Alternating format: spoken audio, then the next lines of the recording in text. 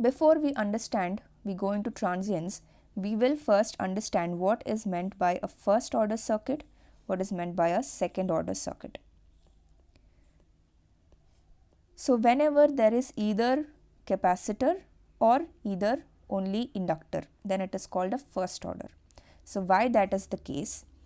See, if you remember, the inductor and capacitor, to represent the VI relationship, we use a differential, right? So I is equal to C dV by dt, and for an inductor we have V is equal to L di by dt. Okay. Now this is what both of them are first order equations, right? You remember the order of the differential equation. What is the order of differential equation? See, if this is d of n x dt n plus some coefficient into d n minus 1 x t n minus 1 plus so on till d a n dx by dt plus a n plus 1 is equal to 0 if you take. Okay. So what is this order? This is nth order differential equation.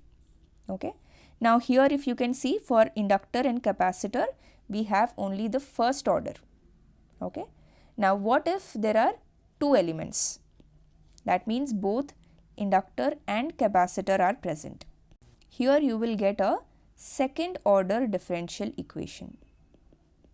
Okay, so whenever you apply the KVL or KCL, if it's a parallel connection, then you're going to get a second order differential equation. But in the case of only one capacitor or one inductor, okay, it can be a combination as well.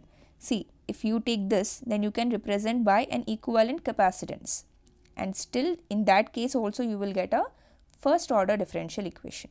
Okay, so that is the difference between first order and second order.